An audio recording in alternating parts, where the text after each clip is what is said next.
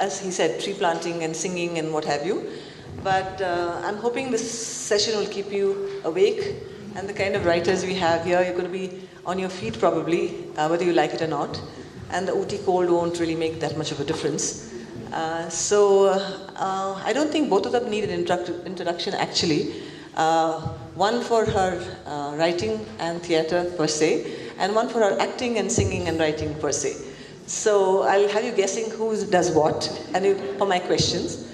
And I'd like all of you to shut your eyes for 2 minutes and think about animals, because what we're going to be doing to start with is focusing on 2 books that has something to do with animals by both the authors, Paru Anand and Janaki. So can we have, okay, 1 minute, let's be nice to you, let's be a minute.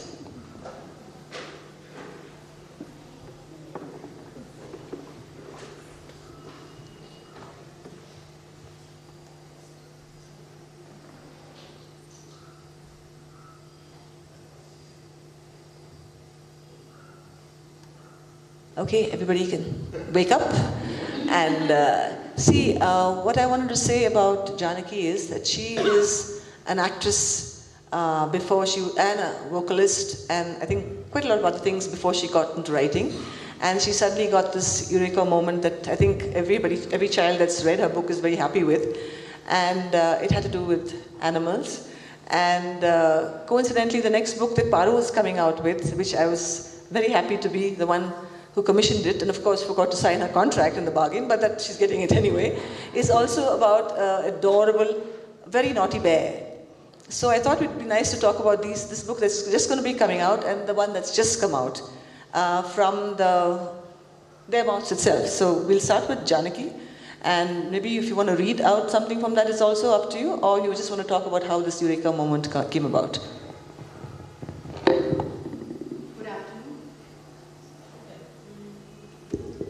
Hello, good afternoon. First of all, thank you so much, Ooty Lit Fest, for having me over. I think it's amazing the wealth of knowledge that I've been able to gather through poetry, through conversations, through just talking to people. And thank you so much, the entire committee and Greaves, Henriksen, who reached out to me. And thank you, Auntie. Thank you, Aarti.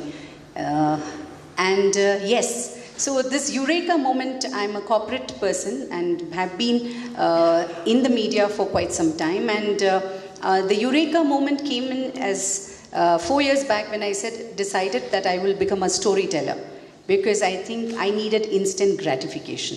Now, instant gratification, innocent gratification, no airs comes directly from children. So once that happened,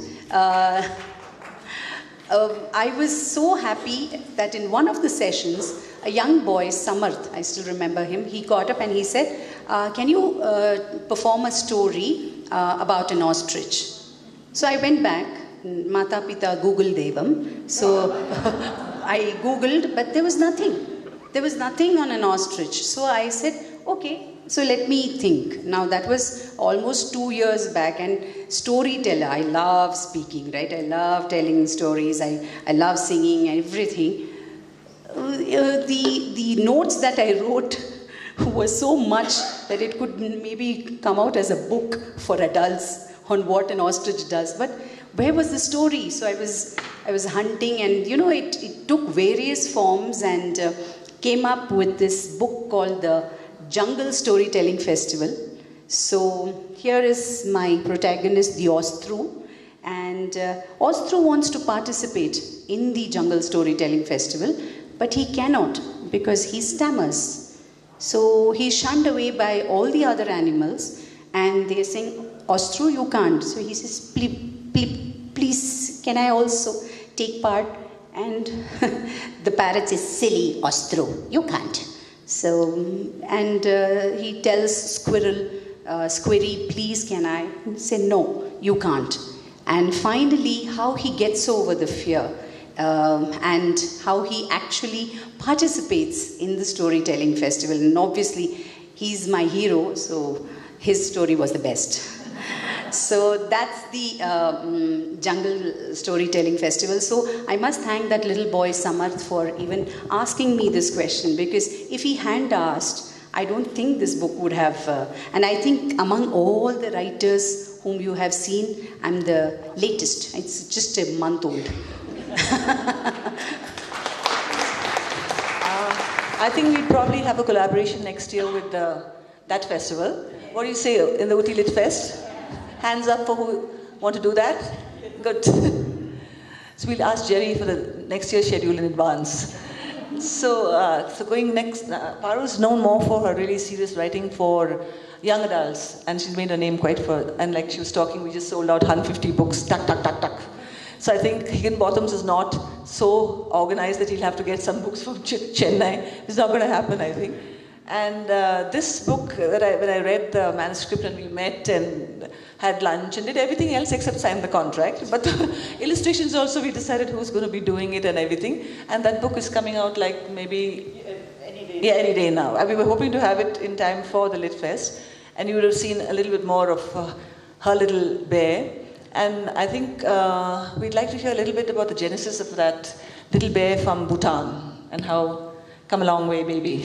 And I actually came to writing because I really loved animals. I knew everything about animals. I wanted to pursue a career in something to do with animals, so I was writing to Romulus Whittaker saying, I want to work with your snakes and crocodiles. He never replied. I wrote to the Maharani of Alwar and said, I look after the dogs in your kennels. She never replied, etc. The story of the early years of my career. And I just wrote a story called Pepper the Capuchin Monkey, which is a lie that I had told as a 12-year-old, where our teacher asked us what animals we had at home. And when my turn came, everybody turned around. And when I stood up, I didn't want to admit that all I had was an old dog who was more like a carpet, immobile on the floor. He was only good for keeping your feet on and warming them. So as I stood up and I said, I have a monkey. And they said, oh, wow, wonderful, call me up to the front of the class. And like Makhan, the whole thing of this monkey, what its name was, what kind and everything, it just came out. And all the time inside there's this voice in my head saying, wow, you're good at this, wow, you're good at this. And so, because I couldn't work with actual animals, I started making up animals and writing about the world of fiction. And the bear story, I was actually doing like a very serious project of developing new writing in Bhutan, and I was working with a wonderful lady called Kunzang Choden, who we were working on it, and suddenly there would be this very long gap in our emails, and then she'd write back and say, I'm so sorry I couldn't write for all this time, but a bear has come and has destroyed the apple crop. And so I've been busy with that. Then next time there was another gap and she said, the bear has come and eaten up all the honey. And so I was very busy with that. So I said, let's write that story. So inspired by Kunzang and written by me, and that book is coming out. The contract has finally been signed. I forgot to sign it actually. I was so taken in by this bear. And lucky enough, she got the illustrator she wanted to work with Swida Mistry. And so all of us got taken away, and then she was looking at her emails for her contract, and the book is being launched next month, and she has no contract, so it's got fixed in the last couple of weeks.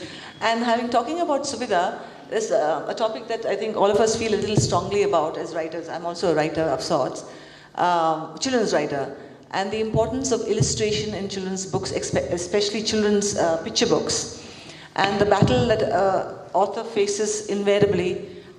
Oh, she's showing off now. That's fantastic. That's absolutely fantastic. Now, you'll know what I'm talking about. You get a manuscript, and if you're a children's writer yourself, and you have children who are, and your mother's a writer, and your grandmother's a writer, and they're both also illustrators, and when you don't have access to good illustrations, they're doing the illustrations for you. So you know the importance of illustrations that can make or break a book or a story. So she's going to be holding up the illustrations of the book that she's had published, and the difference it's made to the child when you open it, and if you want to go and buy it, if you see a book that's a fantastic story, the child doesn't know it's a fantastic story. So the illustration is the one that's going to be grabbing the attention first. And she was very lucky. I wasn't so lucky with my first book. She was very lucky because she was working with Tulika, whose top priority is the merger between a good writer, a good story, and a good illustration makes all the difference to a child. And Paru's going to show you this, the illustration, a couple of illustrations of the book that it is a black and white. Yeah, it's a black and white, very brave to have gone for a black and white even cover. And Atanu Roy has done these absolutely brilliant illustrations. He took 3 years to do it, but it was really worth the wait. I'll just show you one picture.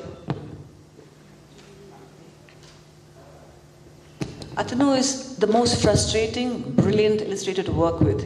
He takes 3 years. A grandmother, and the baby she is a baby born to the king and queen of angels, and she's born without wings. And of course, it's a story on disability and being different. But just look at that. And I always ask the kids, I said, anybody has a grandmother who looks like that? And twice I've had a child say, yeah, my grandma. But the fantastic thing about this one is that the illustrations are, like when you get this book, you've got 2 books. One is the text and one is the illustrations, because they're as engaging and tell a whole other story also.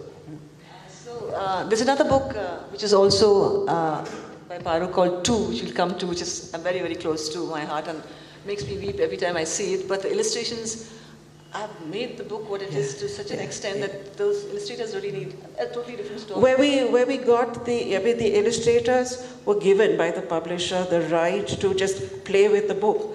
I'd written it with a Swedish writer and we wrote it as a text. And when the illustrator got it, she said, wait, this is a graphic novel waiting to happen, and we need 2 illustrators. If there are 2 writers, there should be 2 illustrators. And it has 2 covers, so you flip it this way and that way. Ulta pulta, like one story from Sweden is this way. So 2 characters, 2 countries, 2 continents, written in 2 languages. It takes place on 2 levels, on the ground, under the water, but a single story. So you read it from one side, get to the middle, and the story and the lives of these 2 children merge in the middle of the book in such a dramatic fashion. It's just like, please pick up the book. It is here. It is here. It's like just borrow steel, pick it up, please. I'm not pushing it because okay, bye, she says. After almost missing a contract, I think she's a little worried now. And Janaki had this fantastic illustrator as well that's made so much of a difference to her storybook. Okay, so that's Ostru asking Squiddy whether he can participate. And of course, look at him. He's that entire sadness. You feel for Ostru, and that was the only being the first time author. You don't have much of a say. And I was having my fingers crossed, and I said, I hope. And now, because it's a storytelling festival, because it's a storytelling festival, obviously there are tellers and there are stories. Now, how much do I balance about, we can't have too much of text in a picture book. So what we did was, I just said that when the lion, obviously he's the king of the jungle, so he has to go first. So how do we bring across, what's the lion story? What story do you think the lion would have said? Come on, where's the little girl? Which is the story that the lion would have said? Hello, adults, you've all forgotten the lion story, okay? You can, no cheating allowed. Which one? Yes. Advisors of the festival are not allowed to ask any questions. All right. So, the lion and the mouse, just depicted in 4 pictures. You don't need the text. And what do you think the monkey did? Monkey or the crocodile? And because this is set in savannah, because ostrich is more found there. We had a leopard tortoise. So, yeah. Okay. And obviously Ostro has been watching and he wants to tell a story. He can't. So, next thing, want to look at this. Yeah, so sad. And that's when he meets... No, don't tell him.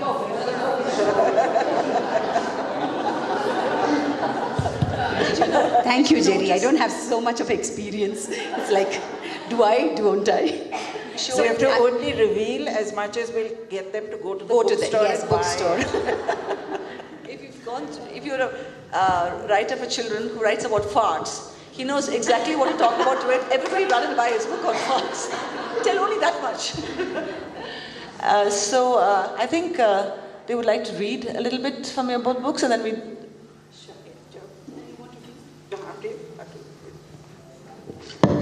So I will have to reveal a little bit. No, because okay, fine. So now you've seen that Ostro goes and he meets. Okay. Ostrich watched sadly, wishing he could tell a story too. Squirrel rang a bell. It was the end of the first day of the storytelling festival. The next morning, Ostrich watched Zebra practicing her lines. He watched elephants circling the tree, muttering something. I have such a nice story to share, he thought sadly. Not wanting anyone to see him cry, Ostrich found a quiet spot and lay on the ground, and found himself staring at Mouse Mama and her two children, Ellie and Millie. Why are you crying, Ostro? Asked Mouse Mama. I want to tell my story at the storytelling festival, but nobody is letting me, Ostrich wailed. Oh, Ostro, like all mamas, come, let's cheer you up. Ellie and Millie, sing that happy song, will you? Said Mouse Mama. So now I'll have to make you sing. So it's a very simple lines. So just repeat after me. I'm sure it'll make you happy just before lunch. It's a happy song. Let's all sing along.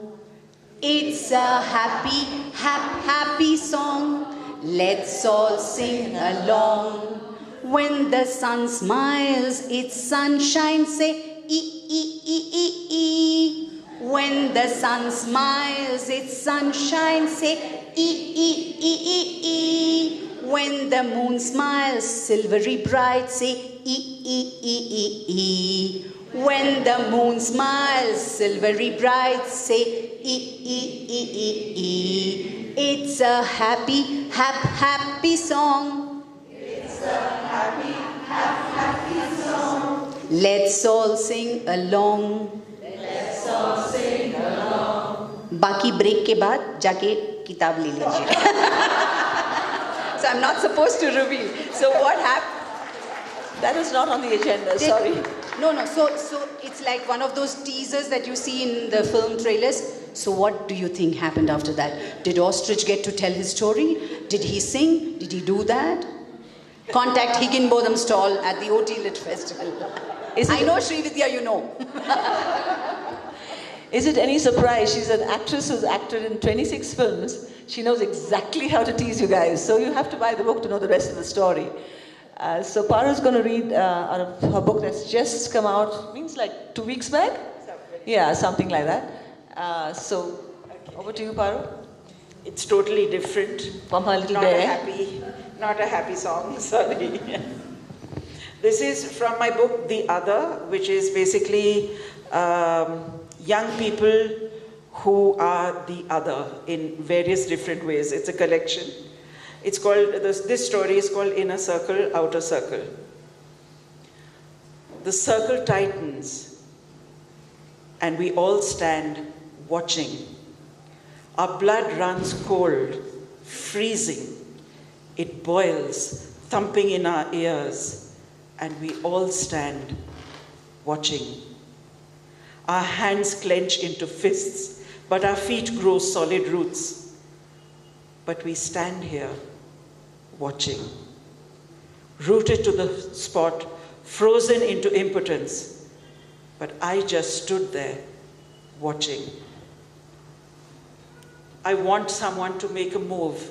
If someone else makes a move, I'll step forward too. But no one moves. No one stretches out a helping hand. I hear the screaming, "Bachao!" A moan, or is it a whisper? A cry for help? It's coming from her as her yellow sari turns brown, as the sari is lifted to expose her legs.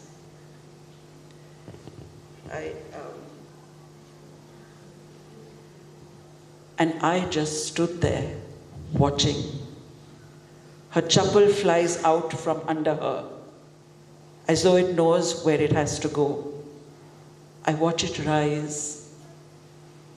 I watch it fall down at my feet. But I just stood there, watching.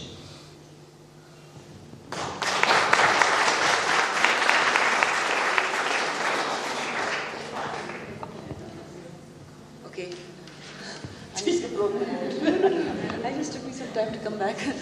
So I think some of the children, I overheard conversations of, I think some of the children write. I don't know if I was supposed to hear those conversations, but